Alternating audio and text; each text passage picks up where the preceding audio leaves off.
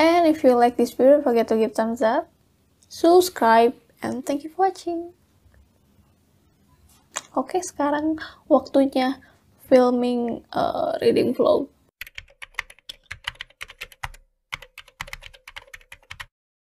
Halo, aku baru beres filming video. Mumpung lagi rapi gini, aku bikin video lagi. Dan video ini adalah reading vlog. Di reading vlog ini aku bakal baca Pet Sematary karya Stephen King dalam rangka baca barengan. Baca barengan itu kegiatan baca barengan yang dibikin sama Kak Aya dari channel Kanaya Sofia. Jadi sebulan kita baca buku misteri thriller bareng. Nanti dikasih 3 pilihan judul dan kita voting novel yang dapat suara terbanyak jadi buku yang kita baca barengan. Terus di akhir bulan nanti ada live discussion tentang buku itu yang penuh spoiler, jadi bisa mengeluarkan unek-unek ketika membaca itu. Acara baca barengan ini kayaknya mulai ada dari 2019, tapi kayak mulai lebih rutin ada tiap bulan itu dari awal Januari 2020. Itu sih kalau nggak salah. Aku ikut votingnya beberapa kali, antara iseng atau aku sebenarnya mau ikutan tapi nggak jadi karena buku yang aku pilih nggak jadi buku pemenang. Terus sekalinya buku yang menang itu adalah buku yang udah aku baca bulan September kemarin, yang Death on the Nile. Aku udah baca kan, terus aku pengen ikut live discussion-nya. Tapi pas nonton aku malah ngeblank karena aku bacanya udah lama, berbulan-bulan lalu. Jadi aku udah lupa sama ceritanya, sama nama-nama tokohnya. Jadi pas di chatnya itu kayak ngomongin si ini si itu. Aku kayak, siapa ya, apa ya? Itu semoga saja tidak terjadi di bulan ini, karena aku baca bukunya barengan sama yang lain. Sebenarnya Pet Sematary ini bukan novel yang aku pilih, tapi aku tetap ikutan untuk baca. Apalagi aku udah nonton film adaptasinya yang tayang tahun lalu. Kayak udah lama banget. Filmnya nggak terlalu booming di Indonesia kalau nggak salah. Kalah jauh sama film adaptasi Stephen King yang lain. It Chapter 2. It Part 2.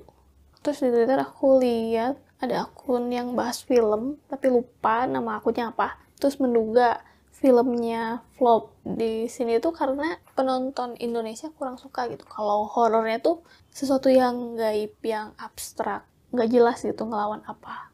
Kalau di It kan ada namanya siapa sih, Pennywise, jadi jelas gitu. Si protagonis tuh ngelawan siapa dan apa gitu yang mereka tuju. Di It kan berarti si protagonis harus ngalahin Pennywise. Kalau di Pet Sematary memang nggak terlalu jelas sih. Pas aku nonton juga aku bingung. Serem, tapi nggak terlalu berkesan. Dan si unsur horornya itu, mistisnya itu memang sumbernya dari dunia lain. Tapi yang sebenarnya protagonis hadapin tuh sesuatu dari diri mereka sendiri. Sifat-sifat buruk mereka sendiri. Kerakusan, keegoisan, rasa bersalah. Mungkin di novelnya bakal lebih banyak ceritanya. Ini tebel loh. Berapa sih? 570 halaman. Semoga aja aku bisa beresin novel ini sebelum live streamingnya nanti. Berapa hari lagi ya? Minggu depan. Sekarang berarti H-7 dari live streaming, live discussion. Dan ini bukunya. Ya, aku bakal baca di Gramedia Digital. Covernya ini nih, yang kucing ini. Ini kucing ya. Lucu banget. Ini kucing muncul juga di poster film adaptasinya yang versi tahun-tahun sebelumnya. Kayaknya sengaja deh. Tapi waktu awal-awal novel terjemahannya dirilis, pas deket-deket filmnya mau tayang kan, cover yang dipublish itu cover yang pakai poster film versi 2019. Tapi ternyata yang officialnya yang akhirnya diterbitin itu pakai cover yang ini. Oh, kalau nggak salah Kak Aya minta siapapun yang ikut acara baca barengan ini untuk share di sosmed, ya ngasih tahu mereka ikutan, terus ya ngeliatin progres bacanya udah sampai mana. Aku berarti harus share, ini nggak bisa di screenshot, ya aku share covernya aja deh, aku download covernya manual.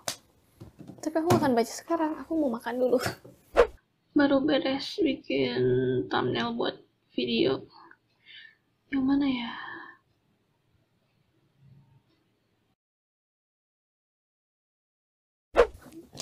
Hai, ini udah malam, jam 11 malam. Aku mau update progres baca aku. Udah nyampe halaman 62, enggak, halaman 61. Nih, spoiler. Nih, di bawahnya kelihatan udah sampai mana progresnya. Masih dikit banget, tapi belum nyampe bagian seremnya. Itu sih yang aku rasain. Karena aku udah nonton filmnya, aku tahu gitu karakter apa yang bakal muncul, kayak gimana. Ada sedikit perbedaan, tapi oke lah. Di bukunya malah lebih detail, apalagi tentang kedekatan emosional antara tokoh-tokohnya. Itu nggak aku dapetin dari filmnya. Karena film itu kayak lebih menegangkan gitu. Setiap gerakan, setiap bunyi itu mencurigakan, bikin parno. Tapi sedangkan di bukunya tuh hal-hal yang dilakuin karakternya tuh ya hangat, terus penuh cinta, dan masih ada kelihatan gitu ketakutan di tindakan mereka, tapi masih dalam batas wajar gitu. Yang ini tuh kayak hal-hal yang pastinya dipikirin sama orang lain gitu, dialami orang lain. Oh, sinopsisnya. Ini menceritakan tentang sekeluarga, ayah, ibu, anak perempuan yang udah masuk usia sekolah, terus sama balita, anak laki-laki yang pindah. Oh, ada kucing juga yang pindah ke kota baru, ke rumah baru, karena ayahnya dapat pekerjaan baru di situ. Mereka pindah ke daerah yang cukup sepi dibanding tempat tinggal mereka sebelumnya. Terus mereka kenalan sama tetangganya, pria tua sama istrinya. Terus di belakang rumah baru itu ada semacam hutan, terus ada kuburan khusus untuk binatang peliharaan. Sebab utama itu banyak truk gede yang lewat ke jalan utamanya. Jadi pas binatang peliharaannya, entah itu anjing, kucing, kelinci, lari-lari berkeliaran, terus mereka ketabrak. Sampai situ sih ceritanya. Dan kalau belum nonton filmnya pasti kayak ngerasa bosen baca bagian ini, karena apa sih ini cerita tentang apa. Oh ya, kalau kamu mau baca juga jangan lupa baca pengantar dari penulisnya, karena di situ ada kayak fakta-fakta tentang proses penulisan novel ini. Terus ternyata si penulisnya, Stephen King, yang terkenal sama tulisan horor, ternyata takut sama tulisan sendiri. Ya, ternyata sebagian dari cerita di novel ini dialami sama si penulisnya sendiri. Mungkin itu yang bikin ada rasa takut, karena hal-hal ini deket gitu sama kehidupannya di dunia nyata. Aku kayaknya bakal baca beberapa halaman lagi. Targetnya sih aku baca 100 halaman gitu per hari, biar bukunya beres sebelum jadwal live discussionnya nanti. Bisa ya, bisa.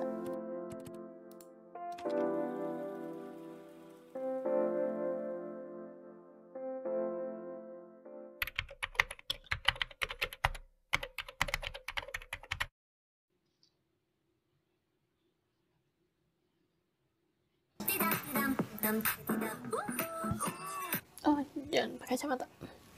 Halo, aku mau ngasih tahu progres baca Pet Sematary. Udah nyampe halaman 101 dari 578 halaman.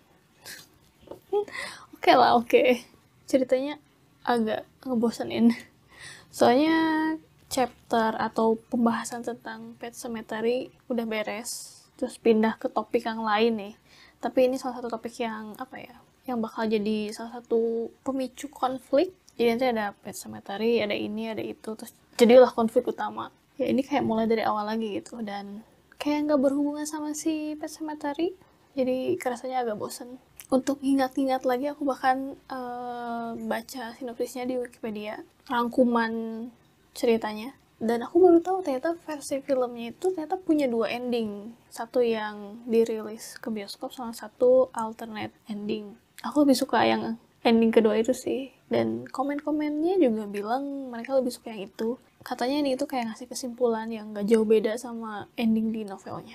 Berarti ending yang aku tonton di bioskop yang aku kira adalah ending sesungguhnya yang mengecewakan itu jauh banget sama ending di buku. Aku jadi penasaran nih, ending di buku seperti apa. Terus ya, nanti aku bakal lanjut baca. Aku ini lagi ngedit video. Cuma kayaknya udahan dulu deh. Udah enak lihat diri sendiri, mending baca aja.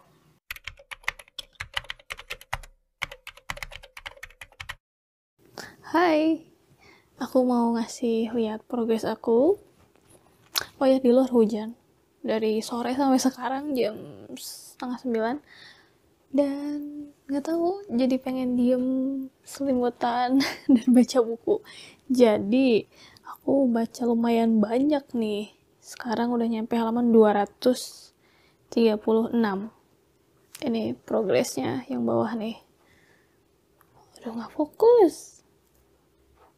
Ya begitulah. Jadi kayak hampir setengahnya. Aku nggak nyangka lo bisa secepat ini bacanya. Karena kemarin kan aku kayak ngerasa agak bosen.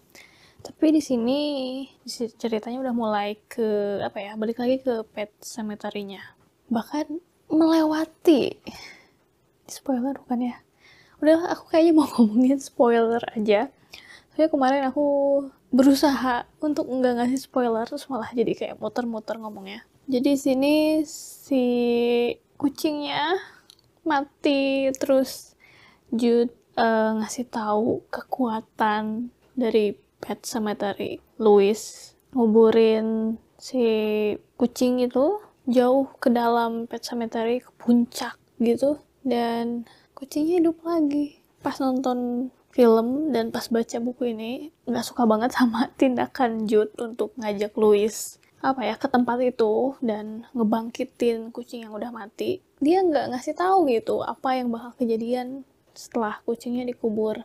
Dan kebangkitan kucing ini jadi sumber atau awal mula hal-hal buruk lainnya. Kalau aja dikasih tahu dulu gitu, ceritanya nggak akan kayak gini sepertinya. Nggak akan ada 500 halaman.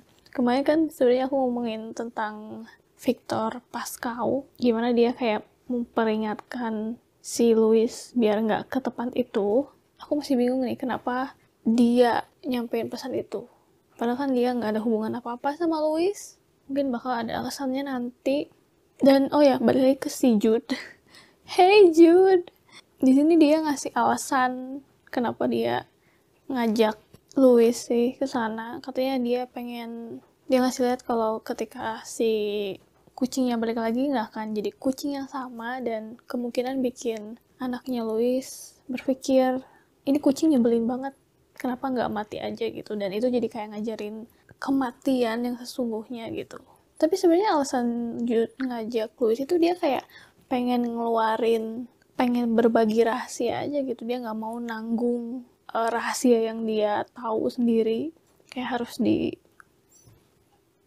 diberikan gitu ke orang lain sebelum Jude-nya mungkin tutup usia. Jadi kayak harus di share gitu rahasianya biar nggak jadi beban buat dia. Egois sih kata aku. Nyebelin. Terus ya udah sampai situ sih. Ellie, si anak Louis itu belum ketemu kucingnya yang baru ini. Terus di sini di akhir bab ke-26, Louis nanya ke Jude, ada nggak yang ngubur manusia di tempat itu? Jude-nya sih bilangnya enggak.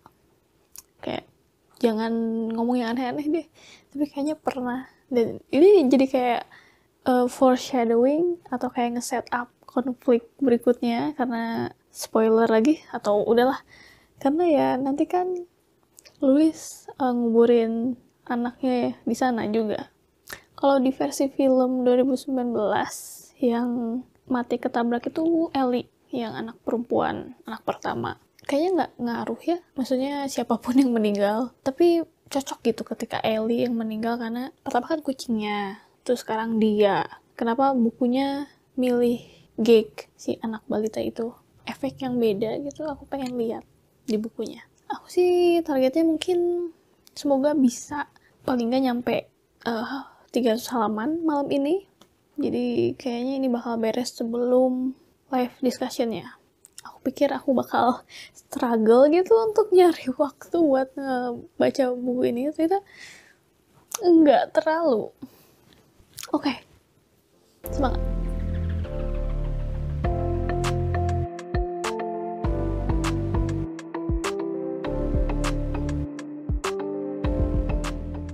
Lagi nyusun footage dari reading vlog ini. Ini baru yang hari pertama dan kedua, tapi udah nyampe 27 menit. Wah, ini bakal berapa menit ya jadinya? Ya, kalau bisa 15 menit sampai 20 menit. Semoga nggak lebih dari itu. Kalau kalian udah nonton sampai sini, jangan lupa komen.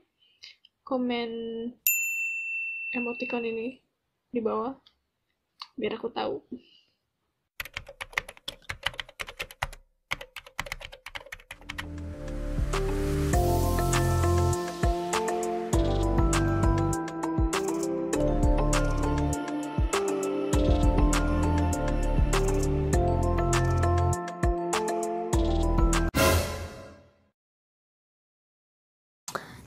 Halo, aku mau ngasih tahu progres baca aku. Kemarin aku nggak berhasil nyampe halaman 300. Baru sekarang nyampenya.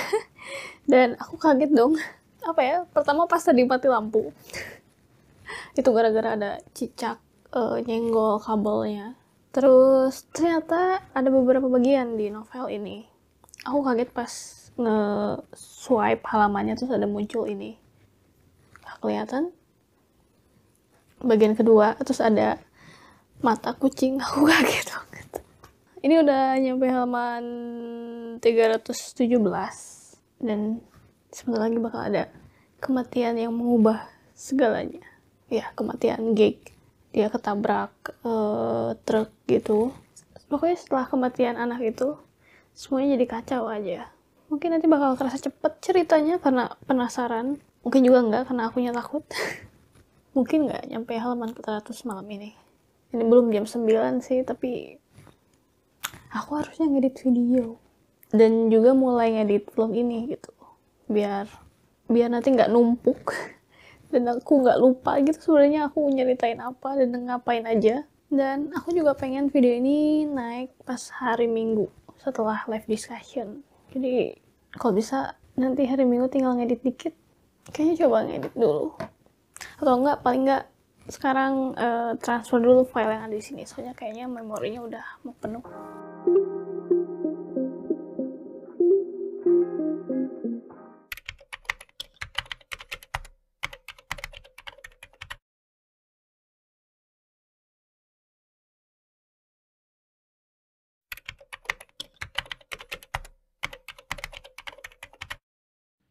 Aku mau update progres baca aku, tapi aku nggak mau ngeliatin muka. Ini, aduh mana sih? Nah, udah nyampe halaman 450-an. Udah dikit lagi. Terus, ya aku mau baca sambil makan ini sayur sop. Sisa-sisa, jadi cuma segini. Dan aku juga minum kunyit asam. Ngomong-ngomong soal novelnya, mulai muncul cerita dari point of view orang berbeda dari tempat yang berbeda juga gitu. Jadi makin tegang gitu kerasanya. Bisa nggak ya beres malam ini? Biar nanti ada 1 hari jeda gitu sebelum live discussionnya. Jadi aku bisa memproses semua yang terjadi di sini, terutama endingnya. Ya semoga.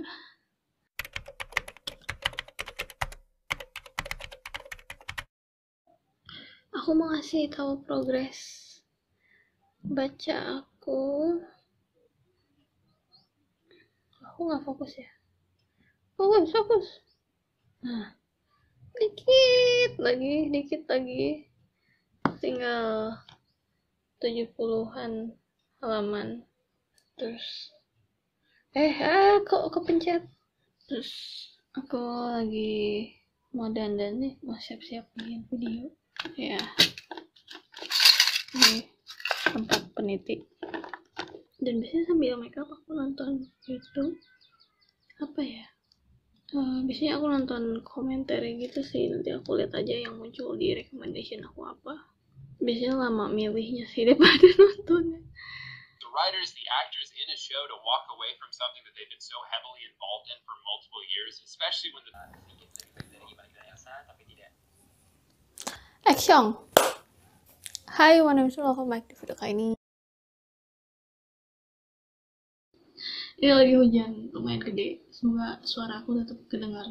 Terus aku juga lagi nyobain mic yang baru, yang ini murah, kayak cuma 15.000. Tapi nggak tahu hasil suaranya bakal sama bagusnya dengan yang 100.000. Jadi aku sekalian nyoba.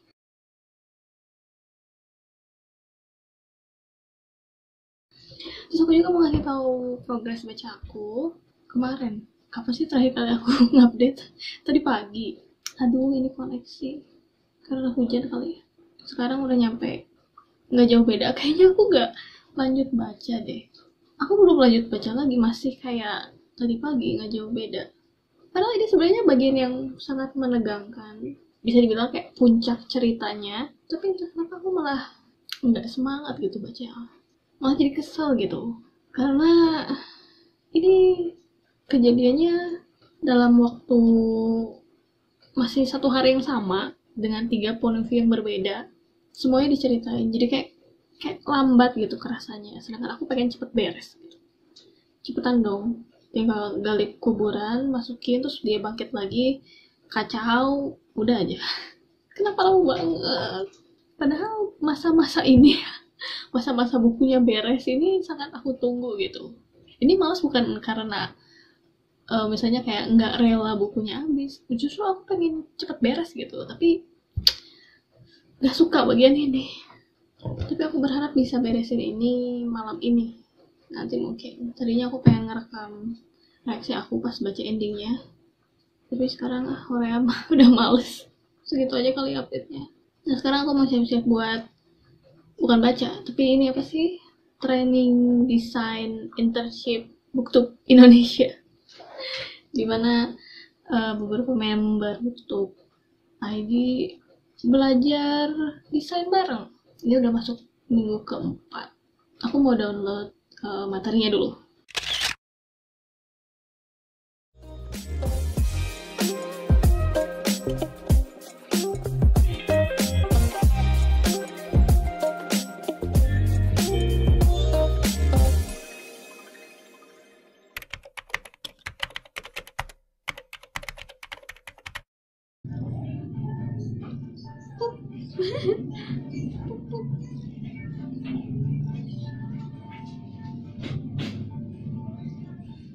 Video atau link atau apa ya ini, ancang-ancang untuk live-nya udah muncul. 92 menit lagi. Kok nggak fokus? Nah, dan ada satu yang nunggu, kayaknya aku deh. Nah, sambil nunggu aku mau mandi dulu, maskeran. Ini udah mau habis. Iya. Hai. Ini 10 menit lagi menuju live discussion. Aku tadi mau ngasih tahu dulu aku apa sih pendapat aku tentang bukunya, tapi ini bentar lagi mau mulai. Jadi ini novel Stephen King sama aku kan, dan sangat memuaskan pengalamannya karena ceritanya bagus, pengalaman bacanya juga oke. Dan aku nggak nyangka ini novel yang terbit tahun 80-an, 1983, tapi rasanya masih apa ya, nggak jadul gitu pas dibaca, kayak baca cerita zaman sekarang. Aku ngehnya ternyata ini adalah novel lama pas bagian menuju akhir kayak 100 halaman terakhir, di mana bagian paling menegangkan mereka masih pakai telepon rumah. Terus aku kayak, kenapa sih nggak telepon ke HP-nya aja atau apa gitu. Terus dipikir-pikir, oh ya zaman dulu belum ada HP gitu. Masih bergantung sama telepon rumah. Tapi 100 halaman terakhir itu aku kurang suka. Itu 100 halaman terakhir emang menegangkan, tapi aku nggak suka itu pas gonta-ganti point of view. Aku ngerti itu untuk bikin kita tegang gitu, karena aku sebenarnya pengen lihat apa yang dilakuin Louis tapi kita malah dikasih lihat apa yang dilakuin Rachel, terus Jude, terus ada temennya Louis satu lagi, siapa namanya, Steve. Itu bikin aku kesel. Tapi emang kalau misalnya nggak apa ya nggak gonta-ganti gitu ya ceritanya boring. Mungkin padahal di awal-awal pas ceritanya sangat lambat, enak banget gitu dibaca. Tulisannya bagus, terjemahannya bagus, dan memang si konsep horornya atau bagian yang mengerikannya itu bukan hantu gitu. Ada hantu, apa sih namanya, Wendigo. Dia diem aja gitu, nggak akan terpancing kalau kitanya sendiri nggak ngerasa putus asa atau ada keinginan keserakahan gitu. Baru nanti si Wendigo itu kayak dikasih makan gitu dan mulai ngeracunin kita. Itu konsep yang bagus. Tapi kayak nggak ada aturan bakunya nggak sih? Kapan kamu bisa ngubur sesuatu di terusan pet cemetery itu? Apakah ada batas waktu? Apakah setelah meninggal harus dimakamin baru bisa bangkit? Atau bisa aja gitu kamu ngubur sesuatu yang udah mati bertahun-tahun gitu, cuma memang nanti hasilnya nggak bagus sih. Beberapa hari aja kan si jenazahnya udah busuk, udah nggak seperti pas hidup, apalagi kalau udah bertahun-tahun. Tapi dengan gitu nggak ada batasan waktu gitu, jadi kerasanya kita terus bertarung gitu dengan diri kita sendiri untuk nggak ngikutin emosi keserakahan itu, keegoisan itu. Jadi si Wendigo-nya kayak nungguin aja gitu kita kesandung atau kita hilaf gitu istilahnya, terus ngelakuin hal yang mengerikan itu. 1 menit lagi menuju ini, dan sebenarnya Geek juga jadi monster. Tapi ya pas ngelawan Geeknya itu kayak gitu aja. Kayak bukan gampang banget ya, kayak terlalu singkat. Apalagi di 100 halaman itu kayak membangun untuk kesannya tuh lama banget. Jadi pas ngelawannya dengan suntikan doang gitu, kayaknya terus langsung mati, nggak terlalu banyak action. Kalau di filmnya yang versi 2019, kebangkitan anaknya itu jadi konflik utama, jadi ada di bagian sekitar pertengahan cerita. Pas bangkit itu juga, udah jam 12, pas bangkit itu juga si anaknya itu belum jadi monster atau masih belum ngelakuin hal-hal yang gila gitu, masih ke rumah terus dimandiin dulu sama ayahnya, terlihat baik-baik saja gitu, baru aja setelah itu banyak hal-hal gila. Terus yang bagian Rachel juga ternyata di buku nggak terlalu nge-explore ketakutan dia sama Zelda, kakaknya itu. Kalau di film diliatin banget gitu, sepanjang film dia terus-terusan dihantui sama Zelda, bahkan kayak muncul gitu Zeldanya. Terus apa lagi ya, ini udah mau mulai, udah lebih dari 2 menit, ayo kita tonton aja. Udah mulai live belum? Udah, nanti aku ceritain sisanya. Oh belum. Terus apa lagi ya, yang Victor Pascal juga di film kayak muncul beberapa kali dan bener-bener kelihatan gitu, ngasih tahu si anak yang satunya lagi. Di film sih yang mati kan Ellie, yang anak perempuannya, jadi dia ngasih tahu Geek. Kalau di filmnya aku masih nggak ngerti kenapa si Victor Pascal itu yang datang untuk memperingati atau kayak mencegah apa yang mau dilakuin Louis. Katanya karena pas nyawanya kecerabut mereka lagi barengan, tapi aku masih nggak ngerti bagian itu. Kalau dari bukunya aku paling suka tuh yang bagian mereka ngebahas Bentar aku ngecas laptop dulu. Ngebahas konsep kematian itu yang sebenarnya bikin serem kan.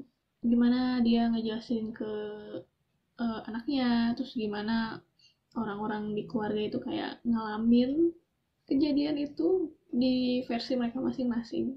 Cuma emang kurang action. Di film, ini masih belum mulai, di film yang adegan kecelakaan anak meninggal itu benar-benar diliatin slow motion. Duh, ini udah mulai. Iklan dulu pastinya. Tapi kalau di novel kayak langsung gitu masuk ke acara pemakaman, dan si kejadian kecelakaannya cuma dikasih tahu lewat flashback atau kayak ingatan si Louis. Film adaptasi pertamanya yang tahun 1980-an juga kayak gitu juga diliatin kecelakaannya. Jadi yang 2019 itu ngadaptasi novel atau sebenarnya ngadaptasi film 1980. Bentar, ini udah mulai. Kok nggak ada Atau suaranya? diskusinya itu yang mengandung spoiler. Jadi kalau emang belum baca selesai dan Kayaknya lewat aku gitu kan. konsen nonton aja ya. Satu Nanti hari aku kasih tahu memang hampir kesimpulannya di akhir. berangkat.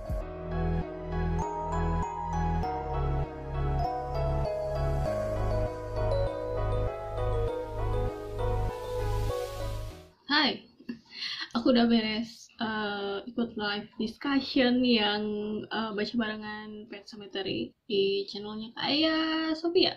Aku lupa tadi ngomong apa soal bukunya.